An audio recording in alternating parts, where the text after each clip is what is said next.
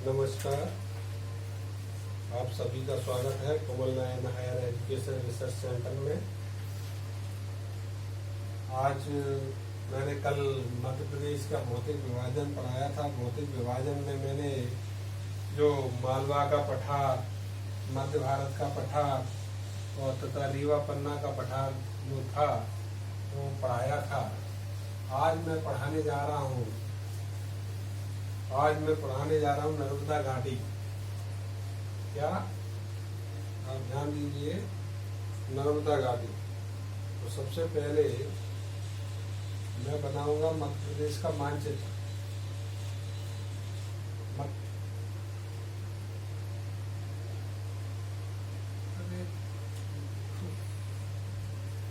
छूट गई शायद,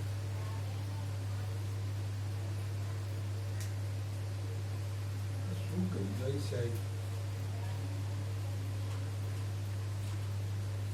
थोड़ा पानी भी भिजा देना इनको, जैसे कर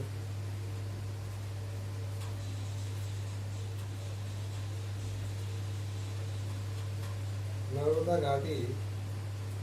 घाटी को हम पढ़ेंगे तो मध्य प्रदेश के किस क्षेत्र में है, जिसे बोल सकते हैं हम निवाड़ क्षेत्र का क्षेत्र। जैसे हम मध्य प्रदेश के जो भाग है चल देगा, मुझे लग रहा है कि सूख गया पूरी तरह सूख गया। ये खुली रहेगी ये, इसलिए पूरी तरह सूख गया।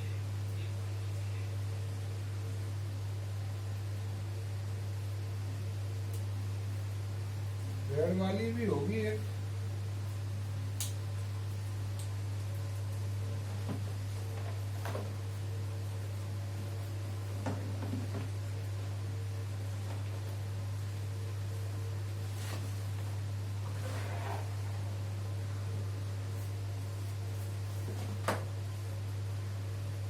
कोई बात नहीं, रेड वाली से प्रयास करते हैं।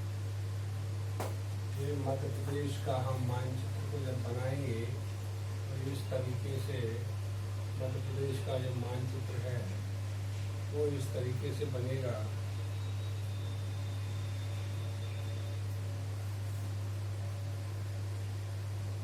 ये जाके इस तरीके से ये मानचित्र है। ये मध्य प्रदेश का मानचित्र है। मध्य प्रदेश के जो मानचित्र है इसमें नर्मदा घाटी हम देखेंगे तो यहाँ से जो अमरकंटक क्षेत्र है, इससे पहले से यहाँ से ये वाला जो क्षेत्र है ये नर्मदा घाटी है। कौन सी घाटी है?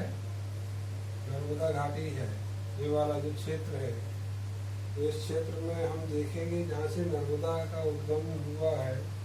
नर्मदा का उद्गम अमरकंटक पहाड़ी से हुआ है। कहाँ से हुआ है? अमरकंटक से हुआ है। इधर यहाँ से ये नर्मदा आई है और नर्मदा निकलते हुए ये मध्य प्रदेश के इस क्षेत्र से इधर निकल जाती है, जो गुजरात क्षेत्र से होते हुए अरब सागर में जाके गिरती है।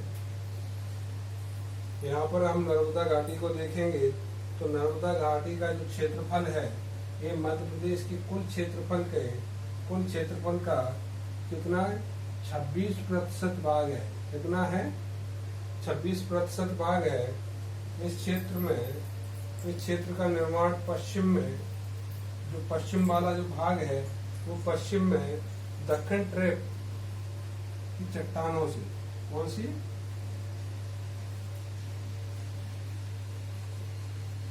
दक्षिण ट्रैप की चट्टानों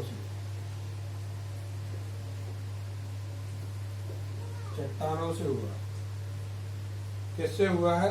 दक्षिण ट्रैप की चट्टानों से, तथा पूर्व में ये पश्चिम की तरफ का जो क्षेत्र है ना, इसके पूर्व की तरफ का जो क्षेत्र है, ये वाला जो क्षेत्र है वो पूर्व की तरफ का जो क्षेत्र है, इसको हम देखेंगे तो धारवाड़, कौन सी? धारवाड़ की चट्टानों से हुआ है। चट्टानों से। कौन सी चट्टानों से? धारवाड़ की चट्टानों से हुआ है तथा विंध्यक्रम की चट्टानों से इसे बोला जाता है विंध्यक्रम।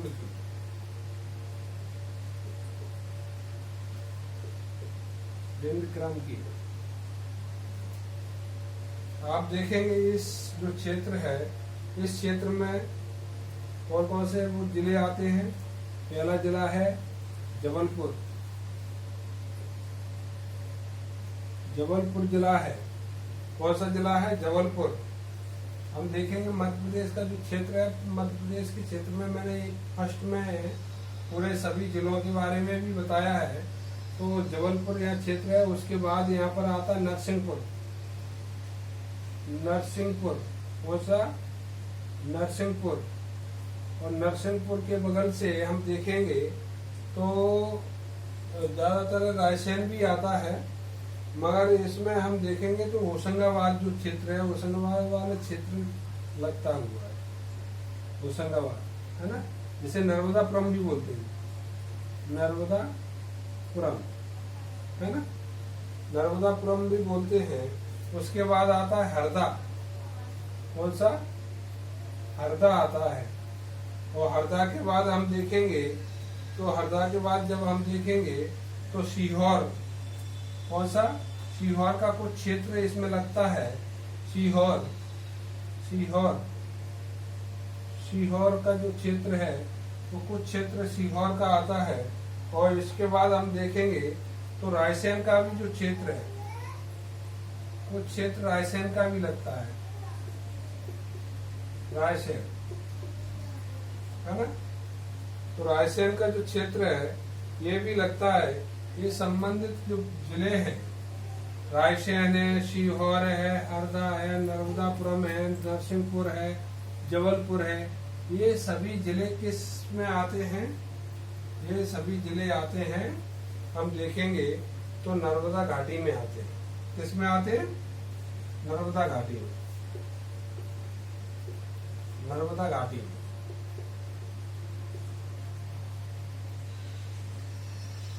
यहाँ पर हम देखें तो जलवायु जो है, इसकी जलवायु है,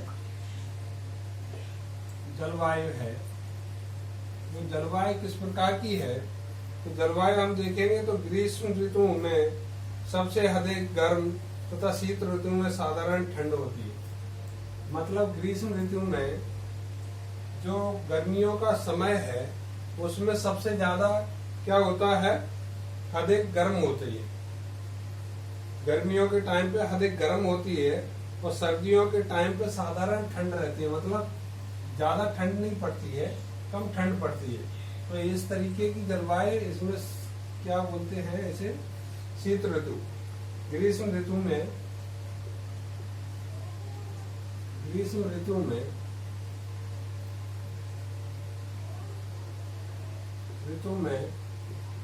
ग्रीष्म ऋतु में क्या? ग्रीष्म ऋतु में अधिक गर्म, अधिक गर्म। और शीत ऋतु में, शीत ऋतु में, शीत ऋतु में साधारण ठंड पाई जाती है। साधारण ठंड पाई जाती है। मतलब यहाँ की इस तरीके की जलवायु है कि ज्यादा जो गर्मियों के समय में अधिक गर्मी पड़े और सर्दियों के समय में साधारण ठंड पड़ती है। मतलब कम ज्यादा ठंड नहीं पड़ती है। मतलब ऐसा नहीं लगता जैसे जम्मू कश्मीर जैसी ठंड रहे बहुत कड़ाके की, जैसे भिंड मुरैना की तरफ ज्यादा ठंड, ऐसा माहौल जो जलवायु है वहाँ की, ज्यादा गर्मियों में ज्यादा गर्मी रहती है और ज्यादा ठंड में ठंड भी रहती है। तो आप लोगों को ये देखना होगा, ये वाला क्षेत्र है, ये नर्मदा घाटी क्षेत्र है। इसमें गर्मियों के टाइम पे ज्यादा गर्म भी रहता है और ठंड के टाइम पे साधारण ठंड पड़ती है, ज्यादा ठंड नहीं पड़ती है। ठीक है। उसके बाद हम देखेंगे तो वर्षा जो होती है, वर्षा होती है, वर्षा 75 से 125 सेंटीमीटर की होती है। कितनी होती है वर्षा? 75 से 125 सेंटीमीटर होती है। कितनी होती है? 125 सेंटीमीटर होती है। इसमें हम देखेंगे नदियों के बारे में हम देखेंगे। नदियों के बारे में हम देखेंगे तो पहली नदी कौन सी है? नर्मदा को हम रेवा नदी के नाम से भी जानते हैं। किस नाम से जानते हैं? रेवा नदी के नाम से जानते हैं। और नर्मदा का हम एक और नाम है शिवपुत्री के नाम से भी जानते हैं। किस नाम से जानते हैं? शिवपुत्री के नाम से जानते हैं। हम देखेंगे इसके बाद तवा। कौन सी नदी है? तवा है। तवा नदी है। कौन सी नदी है? तवा नदी है। हम नदियों के नाम इधर लिख रहे हैं, ये ध्यान दीजिए, है ना। नदियों के नाम इधर लिख रहा हूँ, आप ये उतार लिया हो तो ठीक है ना। नदियों के नाम तवा, नर्मदा है, फिर तवा है। कौन सी नदी है? तवा है। तवा के बाद हिरण है। कौन सी नदी है? हिरण है। हिरण नदी है। तो हिरण नदी के बाद शेर है। शेर नदी है। कौन सी है? शेर नदी है। शेर नदी के बाद हम देखेंगे हथनी नदी है। हथनी नदी है। और हथनी नदी के बाद हम देखेंगे तो शक्कर नदी है। शक्कर वो वाली शक्कर नहीं, खाने वाली, कहीं आप समझ जाओ कि खाने वाली शक्कर है ना। शक्कर नदी का भी नाम है। और शक्कर नदी के बाद दूधी है। कौन सी है? दूधी है। दूधी नदी है। ये सभी नदियां किस क्षेत्र में आती हैं? ये सभी नदी नर्मदा घाटी में आती हैं। किसमें आती हैं? नर्मदा घाटी में आती हैं। ये नर्मदा घाटी की प्रमुख नदियां हैं। इन नदी को, जो नर्मदा नदी है, इसको रेवा नदी के नाम से भी जाना जाता है। दूसरा नाम है इसका शिवपुत्री के नाम से जाना जाता है। ये यहाँ की गंगा नदी के नाम से भी जाना जाता है। इस क्षेत्र की गंगा नदी है। नर्मदा नदी जो है वो इस क्षेत्र की गंगा नदी है। दूसरा है, हम देखेंगे वनों के बारे में। इसके बारे में, वनों के बारे में, तो वनों के बारे में हम देखेंगे तो यहाँ पर सागौन पाई जाती है सबसे ज्यादा। कौन सी? सागौन पाई जाती है। दूसरी क्या है? दूसरी लकड़ी जिसे हम कैसे कह सकते हैं? साल पाया जाता है। क्या है? साल है। तीसरा कौन सा है? साल के बाद तेंदुपत्ता है। कौन सा है? तेंदुपत्ता है। तेंदुपत्ता पाया जाता है। चौथा है बांस है। कौन सा है? बांस है। ये 4 प्रकार के, पहला सागौन, दूसरा साल, तेंदुपत्ता तथा बांस, ये सभी वन पाए जाते हैं, है ना। इसके बाद हम आते हैं मिट्टी पर। मिट्टी में देखेंगे हम तो किस प्रकार की मिट्टी पाई जाती है। तो मिट्टी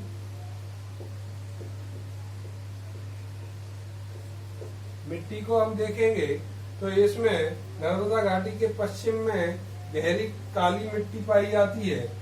पश्चिम में, इसमें पश्चिम में, नर्मदा घाटी के पश्चिम में गहरी काली मिट्टी पाई जाती है। काली मिट्टी पाई जाती है ना। इसमें पश्चिम में गहरी काली मिट्टी पाई जाती है। और पूर्वी क्षेत्र में लाल मिट्टी पाई जाती है। पूर्व में लाल मिट्टी पाई जाती है। लाल मिट्टी, याद रखिए कि जो नर्मदा घाटी है, इसके जो पश्चिमी क्षेत्र है, पश्चिमी क्षेत्र में गहरी काली मिट्टी पाई जाती है। और पूर्व के क्षेत्र में देखा जाए, इधर की तरफ देखा जाए, जबलपुर तरफ, तो इधर देखेंगे तो लाल मिट्टी पाई जाती है। ये मिट्टी का वो है, आप ध्यान दीजिए। इसके बाद हम फसलों के बारे में देखेंगे तो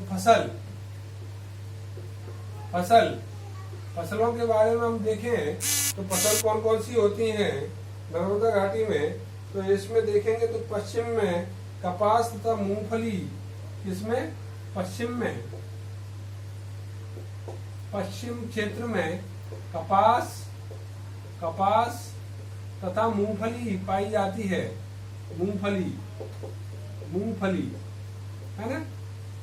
पश्चिम क्षेत्र में कपास तथा मूंगफली पाई जाती है पश्चिम में, और तथा पूर्वी क्षेत्र में, जो मध्य क्षेत्र है, उसमें गेहूं, और पूर्वी क्षेत्र में चावल का उत्पादन किया जाता है। जो बीच का जो क्षेत्र है उसमें गेहूं पाया जाता है। क्या? गेहूं पाया जाता है। और ये जो